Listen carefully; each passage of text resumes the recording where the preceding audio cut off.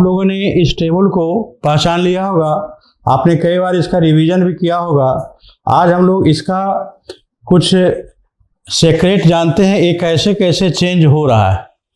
सबसे पहले तो हम लोग देखें यहाँ पर partial pressure of oxygen and CO2 at different parts involved in diffusion of different parts in the respiratory system. Respiratory gases O2 and CO2 का variation atmospheric air, alveolar air, blood में कैसे कैसे होता है, टिश्यू तक किस तरह से होता है।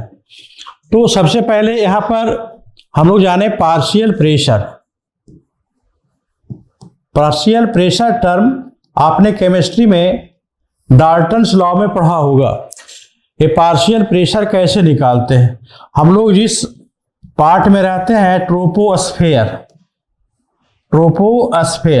इस ट्रोपोस्फेयर में अर्थ के चारों तरफ जो ये ट्रोपोस्फेयर है, यहाँ का जो एवरेज प्रेशर है 760 mm ऑफ Hg है और यहाँ पर 21% O2, 0.03% ऑफ CO2 है। तो इनका क्या कंट्रीब्यूशन है टोटल प्रेशर बनाने में, इसको कहेंगे partial pressure of O2, PO2। कितना हो गया है, 21% है।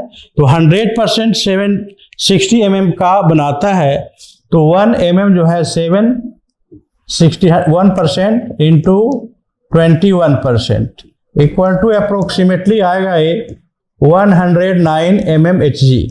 इसी तरह से CO2 का पार्शियल प्रेशर भी कैलकुलेट करेंगे, 760/100 इंटू 0.03 और अप्रोक्सीमेटली आएगा 0.3 mm ऑफ Hg। तो यहाँ तक तो हम लोग क्लियर देख रहे हैं कि एटमॉस्फेरिक एयर में PO2 कैसे 159 और CO2 0.3 आया है। अब है अल्वियोलस में। अल्वियोलस में आते आते, अल्वियोलाई में आते आते 159 104 में डिक्रीज कर जाता है, जबकि 0.3 ड्रामेटिकली बढ़कर 40 mmHg हो जाता है। हम लोग इसको देखें कैसे चेंज होता है, आखिर इसके पीछे क्या कारण है। ठीक है, तो हम लोग अब देखने जा रहे हैं 159 अल्वियोलस में जाकर कैसे 104 हुआ और 0.3 कैसे 40 हो जाता है। इसको एक्सप्लेन करने से पहले हम लोग कुछ टर्म देखेंगे, जैसे डेड स्पेस क्या है। रिस्पायरेटरी सिस्टम में डेड स्पेस कहाँ आता है, तो हम लोग देखें सबसे पहले उन टर्म्स को जिसको कहते हैं dead space. Dead space air, ये कहाँ पर है, डेड स्पेस है कहाँ पर। आपने देखा कि ये ट्रैकिया है और ट्रैकिया 2 ब्रोंकाई में डिवाइड हुआ है और ये है आप लोगों का लंग्स। तो इस लंग्स तक आने के पहले ही जो एयर इन सबों में रह जाता है, इसको कहते हैं हम लोग डेड एयर। तो dead air generally respiratory pathway में रह जाता है, यह है डेड स्पेस एयर। लगभग इसका वॉल्यूम कितना होना चाहिए, 150 ml। यानी हम जानते हैं कि टाइडल वॉल्यूम जो 500 ml है, तो 500 ml जो यहाँ इंटर करेगा, तो यहाँ जो एयर पहले से इसमें प्रेजेंट है वो अल्वियोलस में चला जाएगा। तो इसका मतलब है कि 150 ml पहले इंटर करेगा और 350 ml भी फ्रेश एयर हमारे रिस्पायरेटरी सिस्टम में आएगा। तो 150 पहले अल्वियोलाई में इंटर करेगा और 150 लास्ट वाला जो है इसी पाथवे में फिर रह जाएगा। तो ये जो 150 ml है आउट ऑफ 500 ml वो डेड एयर क्यों है, क्योंकि ये एयर हमारे अल्वियोलाई को एक्सचेंज के लिए नहीं अवेलेबल हो पाता है। एक काम है। अब देखिए कभी कभी किसी पर्सन में जो अल्वियोलर पार्ट है, अगर यहाँ भी डेड स्पेस हो जाए तो ऐसे कंडीशन में ऑक्सीजन की अवेलेबिलिटी बहुत ही कम हो जाती है। तो यह डेड स्पेस एयर कितना है, 150 ml जो रिस्पायरेटरी ट्रैक्ट में रह जाता है आउट ऑफ 500 ml, और ये अवेलेबल नहीं हो पाता है हमारे अल्वियोलाई को। ये रेसिडुअल एयर नहीं है। रेसिडुअल एयर हमेशा अल्वियोलाई में ही रहता है इवन आफ्टर फोर्सफुल ब्रीदिंग, ठीक है। लेकिन डेड स्पेस एयर हमारे ओपन रिस्पायरेटरी ट्रैक्ट में होता है और ये एक्सचेंज ऑफ गैसेस में ये भी भाग नहीं लेता है। तो एक्चुअल में 350 ml ही एक्सचेंज में भाग ले पाता है और 150 डेड स्पेस होता है। अब हम लोग लंग्स के अंदर आते हैं। लंग्स के अंदर परफ्यूजन और डिफ्यूजन, ये दो टर्म आते हैं। दो टर्म कौन कौन से हैं? Diffusion and perfusion. ये डिफ्यूजन और परफ्यूजन क्या है? ये मान लेते हैं कि अल्वियोलस है और इधर से कोई pulmonary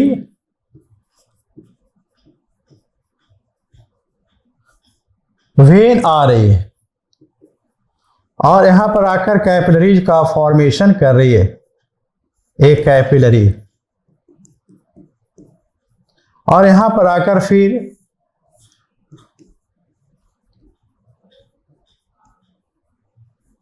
pulmonary vein and artery, और यह है कैपिलरी, पल्मोनरी कैपिलरी।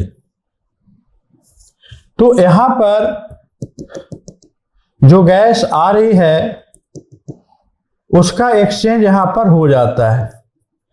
तो सपोज कि यहां पर जो कंडीशन होगा वो कंडीशन यहां भी होगा, ये सही है। लेकिन क्या पूरे के पूरे लंग्स में ये परफ्यूजन और डिफ्यूजन चल पा रहा है? परफ्यूजन का मतलब होता है इस ब्लड का फैल जाना हर एक अल्वियोलस तक, और डिफ्यूजन का मतलब होता है इसमें गैस आया और इस ब्लड के साथ एक्सचेंज करता है। अगर मान लेते हैं कि हार्ट के लोअर पार्ट्स में जहां पर ये परफ्यूजन और डिफ्यूजन परफेक्टली नहीं चलता है, ऐसे केस में जहां पर ब्लड आया भी लेकिन ऑक्सीजन अवेलेबल नहीं है, हम लोग 2/3 पार्ट ऑफ लंग्स ही अपने लाइफ में यूज करते हैं। तो जो 1/3 पार्ट अनयूज रह जाता है वहां पर ये परफ्यूजन डिफ्यूजन का कॉम्बिनेशन नहीं बनता है। लेकिन वहां से जो ब्लड पास कर रहा है, ऑक्सीजन नहीं आ पा रहा अल्वियोलस में लेकिन ब्लड पास कर रहा है, यानी कि वहां पर डिफ्यूजन बाय परफ्यूजन का रेशियो बहुत ही लो है ना। लो इसलिए है कि वहां पर एयर अवेलेबल नहीं हो पा रहा है अल्वियोलस में, क्योंकि ओनली 2/3 पार्ट ऑफ अल्वियोलाई ही हम लोग यूज करते हैं अपनी लाइफ में। तो जो अपर पार्ट होता है लंग्स का, जनरली उसमें उसके अल्वियोलाई में सफिशिएंट एयर नहीं आया और ब्लड वहां कैपिलरीज के थ्रू आ गया। इसका मतलब है कि ये जो ब्लड है, ये जो ब्लड यहां से पास कर रहा है आर्टेरियल ब्लड, वो सीधा यहां पर आ जाएगा और वही बन जाएगा वेनस ब्लड और चला जाएगा फिर हार्ट के लेफ्ट ऑरिकल में, ठीक है। तो हार्ट के राइट वेंट्रिकल से निकला हुआ ब्लड बिना कोई एक्सचेंज ऑफ गैस किए हुए लंग्स से पास करते हुए और सीधा इंटर कर जाएगा हमारे हार्ट के लेफ्ट एट्रियम में, ठीक है। तो आप समझ सकते हैं ये वॉल्यूम किस तरह से हमारे गैस की प्योरिटी को चेंज करेगा। अगर इधर से पास हो रहा है तो यहां पर एक्सचेंज होगा, यहां से पास हो रहा है तो एक्सचेंज नहीं होगा। लगभग 2% ब्लड इस तरह से बाईपास हो जाता है और 98% जो वॉल्यूम है वो यहां पर एक्सचेंज करेगा गैस का, जबकि 2% में कोई एक्सचेंज नहीं होगा। यहाँ पर डिफ्यूजन नहीं हो पा रहा है क्योंकि यहाँ के अल्वियोलाई में ऑक्सीजन अवेलेबल नहीं हो पा रहा है। तो आप देखिए कि 98% का प्यूरिफिकेशन हुआ और 2% ब्लड वॉल्यूम बिना कोई एक्सचेंज, बिना प्यूरिफिकेशन किए 98% के प्योर ब्लड में आकर मिक्स हो गया। तो इसका क्या मतलब हुआ कि सपोज करते हैं कि यहाँ पर जो 104 mmHg है और यहाँ पर ओनली 40 mmHg है, तो 98% जो ब्लड है वो 104 mmHg पर है और लगभग 2% ब्लड जो आया वो 40 mm Hg ऑक्सीजन टेंशन लेकर आया। तो इन दोनों को अगर हम मिलाएंगे तो ये 104 का जो प्यूरिटी है वो फॉल करेगा और ये आ जाएगा 95 mm ऑफ Hg। यही हम लोग देख रहे थे ये 95 कैसे ड्रॉप कर गया। तो हार्ट से निकला हुआ ऑक्सीजनेटेड ब्लड में 104 कितना हो गया 95। क्यों ड्रॉप किया, इसके पीछे का कारण क्या था, वहां पर डिफ्यूजन ऑफ गैसेस नहीं हो पाया due to lack of oxygen. वहां पर अल्वियोलाई में सफिशिएंट एयर नहीं आ पाया। ओके, तो एक कारण हमने देखा कि 104 कैसे 95 हो गया। इसको हम लोग टेक्निकली कहते हैं, यहां पर डायरेक्ट जो है एक बाईपास हो गया, सीधे कह सकते हैं कि बाईपास कर दिया गया, मेन एक्सचेंज एरिया से नहीं पास हो पाया,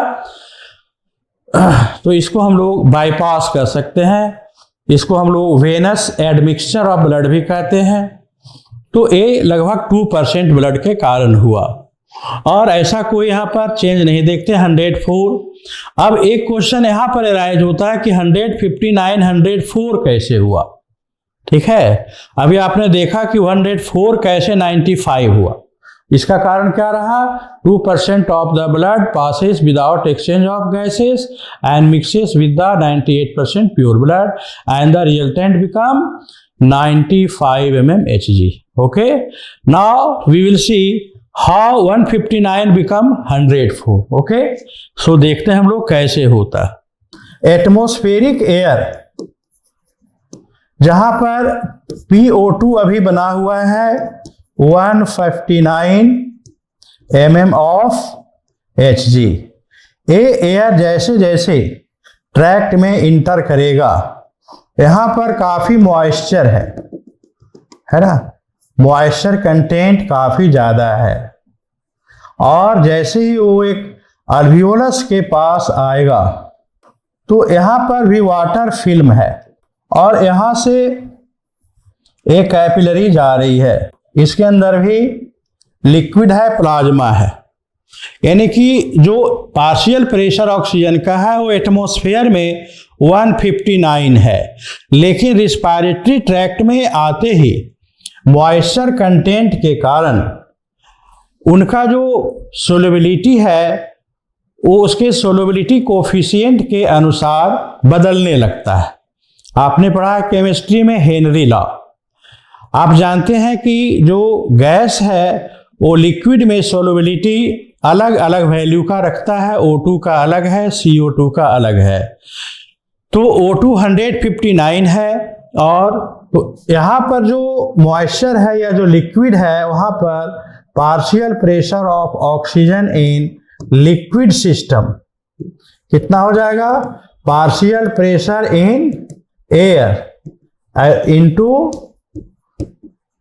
सोलुबिलिटी कोफिशिएंट ऑफ ऑक्सीजन। तो अगर हम इस दोनों वैल्यू को देखेंगे तो ये फाइनल जो है 104 mm Hg हो जाएगा। यानी PO2 इन अल्वियोलस कितना हो गया, 159 से घटता हुआ कहां चला गया, 104। तो जो गैस एयर में 159 mm Hg कंसंट्रेशन कंटेन कर रहा था वही गैस अब मॉइस्चर में लिक्विड में आते आते सोलबिलिटी कोफिशिएंट कम होने के कारण घटता घटता 104 पर आ गया। दूसरी तरफ है CO2। CO2 गैस एटमॉस्फेयर में कितना था, अभी 0.3 mm Hg, बहुत ही कम था PCO2 इन एयर। अब ये PCO2 जो है इसकी सोलबिलिटी कोफिशिएंट ज्यादा है, कितना है, लगभग 25 टाइम्स मोर देन ऑक्सीजन है ये सोलबिलिटी कोफिशिएंट का value. solubility coefficient of CO2 is 25 times approximately more than oxygen। मतलब लिक्विड सिस्टम में CO2 ज़्यादा तेजी से डिजोल्व होगा, उसकी टेंडेंसी ज़्यादा है ऑक्सीजन की अपेक्षा। इसका मतलब कि 0.3 से वो बढ़ता बढ़ता यहाँ पर कितना हो जाएगा, इन एल्वियोलस लिक्विड सिस्टम में आते आते पार्शियल प्रेशर ऑफ CO2 कितना हो गया, बढ़ते बढ़ते ये लगभग 0.3 से और कितना हो गया 40 mmHg बन गया। तो ये आपने देखा किस तरह से O2 का कंसंट्रेशन, CO2 का कंसंट्रेशन या पार्शियल प्रेशर रिस्पायरेटरी सिस्टम में चेंज कर रहा है। 159, 104 में बदला ऑक्सीजन पहले, एटमॉस्फेयर से अल्वियोलाई में आते आते सोलुबिलिटी कोएफिशिएंट कम होने के कारण। दूसरा देखा 104 जो है वो कैसे 195 में कन्वर्ट कर गया ब्लड में आते आते, ठीक है। तो प्यूरिफाइड ब्लड में, ऑक्सीजनेटेड ब्लड में ओनली 95 mmHg O2 रह गया।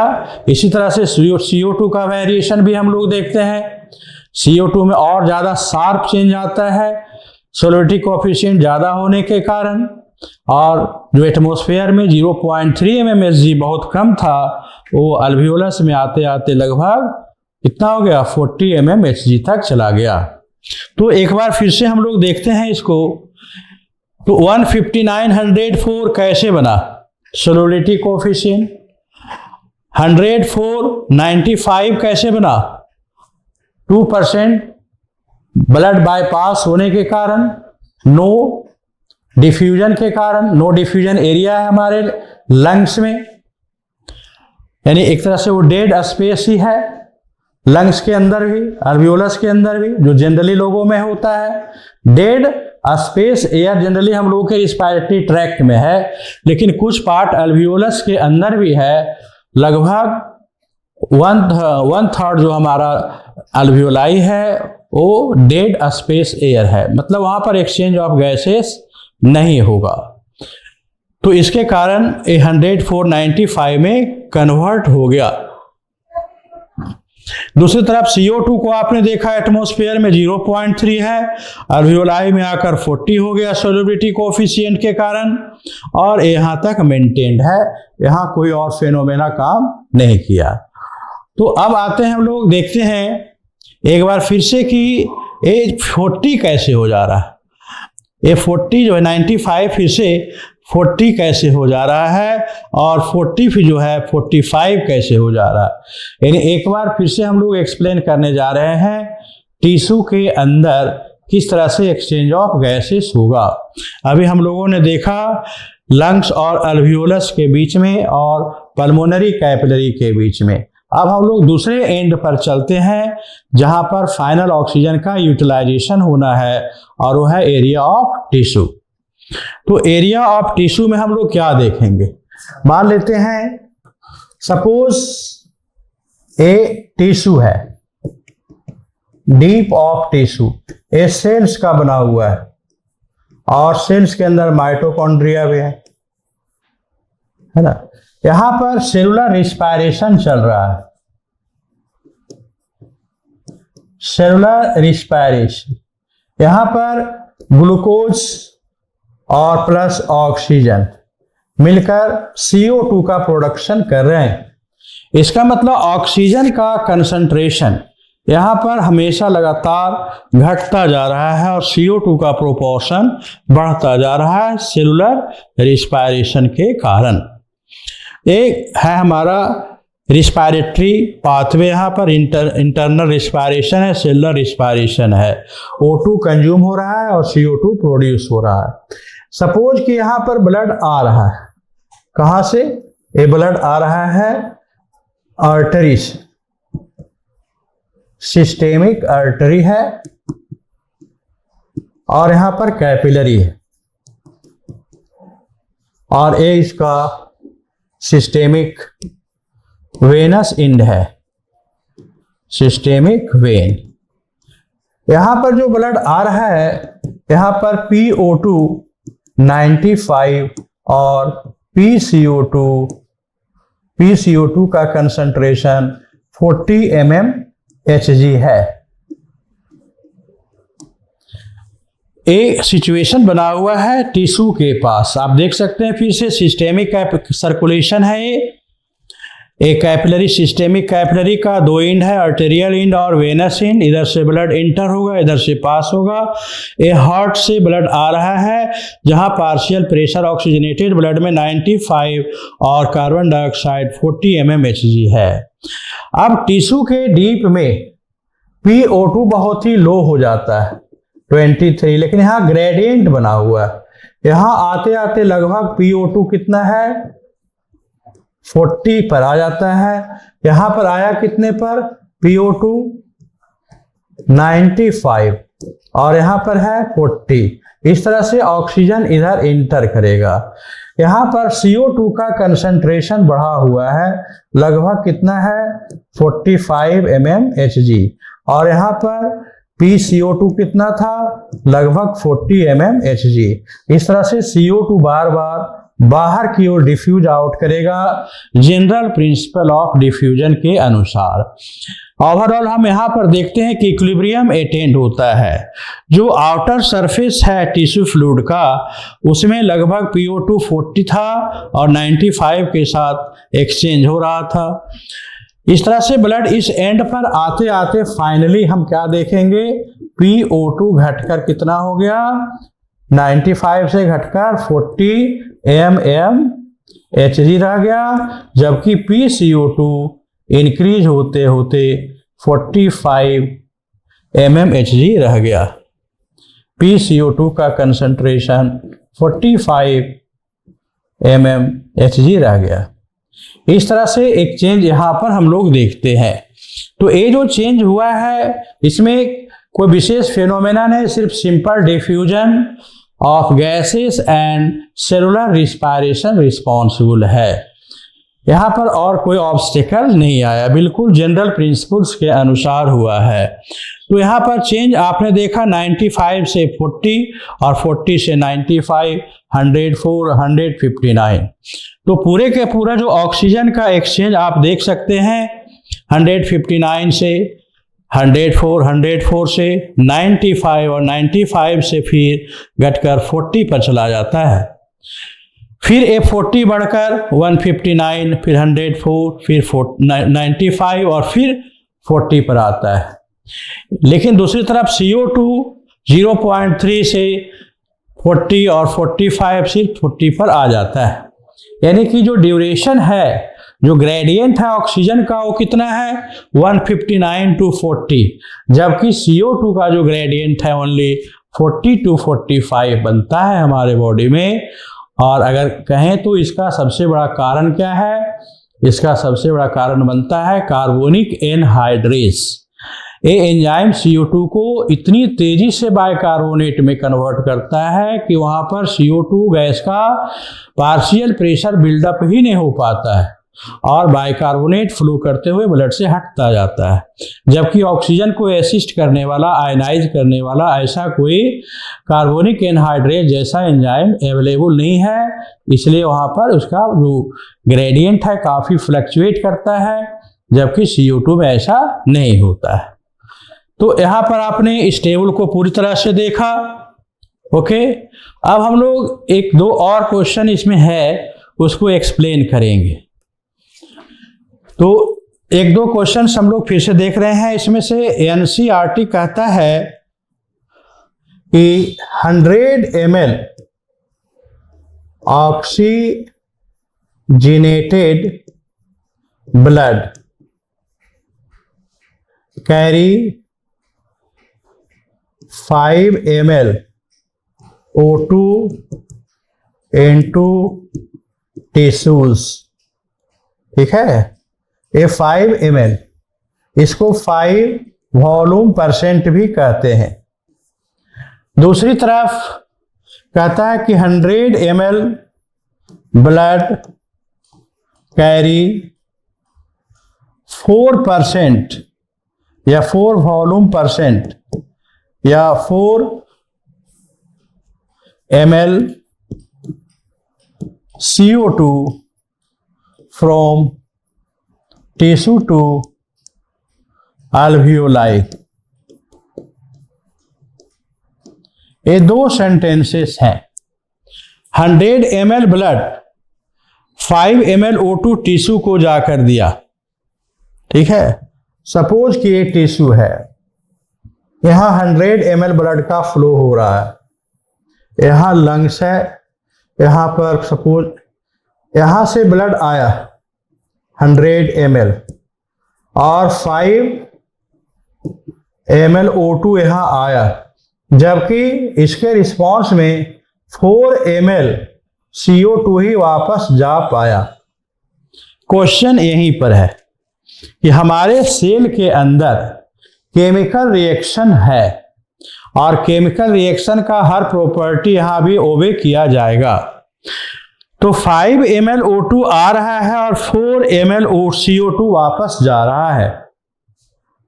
इसमें से आप रिएक्शन तो जानते हैं कि C6H12O6 प्लस 6O2, यहां क्या बनेगा 6CO2 प्लस H2O और प्लस एनर्जी। हम लोग सिर्फ इसी को फोकस करते हैं। यहां पर दोनों का वॉल्यूम सेम है, 6O2 6CO2। यहां पर क्या देखते हैं 5 ml O2 यूज हुआ इस रिएक्शन में, तो 4 ml CO2 ही क्यों बना? क्वेश्चन यही है। एनसीईआरटी में दोनों सेंटेंस कहता है कि 4 वॉल्यूम परसेंट CO2 का और 5 वॉल्यूम परसेंट O2 का ट्रांसपोर्ट कैपेसिटी ब्लड में है। तो ये डिफरेंस क्यों आया, इसी को हम लोग देखते हैं, ठीक है। क्वेश्चन तो आप समझ गए कि 5 ml O2 at the rate of 4 ml CO2 exit हो रहा है और एंट्री है 5 का, तो 1 ml का डिफरेंस कहाँ रह रहा है, ये ऑक्सीजन कहाँ जा रहा है, हम लोग इसी को खोजते हैं कहाँ जा रहा है। तो यहां पर कहता है कि जो रिस्पायरेटरी ट्रैक से होता हुआ और O2 हमारे टिश्यू में आया, तो ये जो सेल है और सेल के अंदर माइटोकॉन्ड्रिया है और यहां पर इंटरसेलुलर स्पेस है ना, इंटरसेलुलर स्पेस है। तो जो O2 यहां पर 5 O2 आ रहा है, इसमें से 4 O2 ही माइटोकॉन्ड्रिया में पार्टिसिपेट कर रहा है और 1 ml जो O2 है वो रिएक्शन करके और ROS फॉर्मेशन कर दे रहा है, यानी कि लीक आउट हो रहा है, लीकेज हो रहा है किसका, O2 मोलेकुल का। 5 O2 में से एक O2 माइटोकॉन्ड्रिया में रिएक्शन में पार्टिसिपेट नहीं किया, 4 ही O2 पार्टिसिपेट किया, तो 4 CO2 बना। बिल्कुल सही है, बिल्कुल केमिस्ट्री में जो फंडामेंटल रूल्स है उसको ओबे कर रहा है। 4 O2 और 4 CO2, बट 1 लीक आउट होकर कहाँ गया, 1 मोलेकुल ऑफ ऑक्सीजन हर 5 मोलेकुल में से एक कहाँ गया और उसने क्या बनाया ROS। ROS को क्या कहते हैं हम लोग, reactive oxygen species. Reactive oxygen species क्या है, it is a type of free radical. Free radical आप केमिस्ट्री में जानते हैं,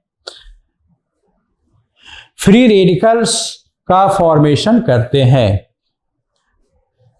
और ये फ्री रेडिकल जैसे मान लेते हैं सुपर ऑक्साइड एनायन है या और भी ऑक्सीजन कंटेनिंग मोलेकुल है, इस तरह से ROS यानी रिएक्टिव ऑक्सीजन स्पीसीज बनाते हैं। यही O2 जो है, यही फ्री रेडिकल जो है हमारे शरीर में बायोमोलेकुल्स में अल्टरेशन काज करता है, खास करके ये फॉस्फोलिपिड को सोलूबल बना देता है अटैक करके, सोलूबल इन वाटर बना देता है। इस तरह से जो मेम्ब्रेन है, मेम्ब्रेन हमारा काफी पोरस हो जाता है और सेल डैमेज करता है। और one of the reason of apoptosis यानी कि प्रोग्राम्ड सेल डेथ का एक बहुत बड़ा कारण कौन बनता है? Free radical. एजिंग जिसको हम लोग बोलते हैं, एजिंग का कैरेक्टर भी कौन काउज करेगा? यही फ्री रेडिकल काउज करता है। जितना ही ज्यादा फ्री रेडिकल हमारे बॉडी में जमा होगा, हमारे बायो मोलेकुल के नेचर को चेंज कर देता है। जैसे मान लो कि कोई बायो मोलेकुल है और उस पर अटैक हो रहा है, जैसे प्रोलीन है और प्रोलीन पर फ्री रेडिकल आ गया। अब इसको जो है, इसका जो प्रॉपर्टी है बदल कर हो जाएगा हाइड्रोक्सी प्रोलीन। अब जो प्रोलीन का नेचर था वो अब नहीं रहा, अब हाइड्रोक्सी प्रोलीन का नेचर आ गया उस मोलेकुल में। तो बॉडी के जिस पार्ट में परफेक्ट अमाइनो एसिड होने चाहिए थे, फैटी एसिड होने चाहिए थे, इनसोलुबल फैट होने चाहिए थे, स्टेरॉयड होने चाहिए थे, उन सबों के नेचर को ये क्या करेगा? चेंज कर देता है। और इसके कारण क्या होता है? इसके एक्यूमुलेशन से हमारे बायोमोलेकुल का जो नेचर है वो चेंज करता है, उसकी इफिशियंसी घटती है और इस तरह से एजिंग या एपोप्टोसिस काउज करता है। तो यह है एक ऑक्सीजन कम होने के पीछे कारण। और इसको रोकने का उपाय हम जानते हैं, हमारे सेल में एक सेल ऑर्गेनेल है पेरोक्सीजोम। पेरोक्सीजोम खास करके लीवर के सेल्स में बहुत ज़्यादा होते हैं। ये पेरोक्सीजोम क्या करता है? उसमें एंटीऑक्सीडेंट एंजाइम्स होते हैं। एंटीऑक्सीडेंट का मतलब जो फ्री रेडिकल के अटैक को अपने ऊपर ले लेता है हाईली रिएक्टिव होने के कारण, और इस तरह से फ्री रेडिकल को हमारे एसेंशियल बायोमोलेकुल्स पर अटैक होने से बचा लेता है ये एंटीऑक्सीडेंट्स। इसलिए एंटीऑक्सीडेंट्स को हम लोग रोज यूज करते हैं अपने फूड में। ये एंटी एजिंग विटामिन है, ब्यूटी विटामिन्स हैं, खास करके विटामिन ई, विटामिन डी, ए, इन सबों का यूज हम लोग करते हैं। इसके अलावे भी एंटीऑक्सीडेंट डिवाइस हमारे सेल्स में बहुत ज़्यादा है। खास करके सबसे ज़्यादा जो फ्रेजाइल सेल होता है आरओएस के लिए वो है आरबीसी। क्यों? आरबीसी ही ऑक्सीजन ढो रहा है। तो आरबीसी के मेम्ब्रेन में जो फॉस्फोलिपिड है वहाँ पर आरओएस बनकर और अटैक होने की संभावना सबसे ज़्यादा होती है। तो नेचर ने सबसे ज़्यादा प्रोटेक्शन भी उसी मेम्ब्रेन को दिया था। वहाँ पर NADPH या G6PD वहाँ पर सबसे ज़्यादा पाया जाता है। G6PD glucose 6 phosphate dehydrogenase, full form क्या हो गया? Glucose 6 phosphate dehydrogenase. ये वहाँ पर एंटीऑक्सीडेशन एक्टिविटी में इन्वॉल्व होता है और बने हुए फ्री रेडिकल को H2O2 फिर H2 और O2 में कन्वर्ट करके इस तरह से उसको हार्मलेस फॉर्म में कन्वर्ट करता है। लेकिन उसका अपना एक लिमिट है, उससे ज़्यादा अगर फ्री रेडिकल बनेगा तो फिर हमारे हेल्थ को वो चेंज करेगा ही करेगा। तो इसका अपना एक लिमिट है पेरोक्सीजोम का, इसलिए पेरोक्सीजोम को हम लोग safety valve against the free radical कहते हैं सेल ऑर्गेनेल को। ओके, तो ये रीजन रहा किस तरह से 1O2 और कहाँ चला गया। ये O2 हमारे शरीर के लिए एसेंशियल भी है और हमारे शरीर के लिए ये हार्म भी करता है। ये डिपेंड करता है कि वहाँ पर उसका यूज कैसा है, कौन सा मोलेकुल उससे डायरेक्ट हिट करता है। ओके, इस तरह से और भी क्वेश्चंस हम लोग लाएंगे और डिस्कस करेंगे। हाँ, आप लोग भी कुछ क्वेश्चंस ऐसे ला सकते हैं जो NCERT में जगह जगह पर आपके लिए छोड़े गए हैं। ठीक है, ओके, थैंक्स।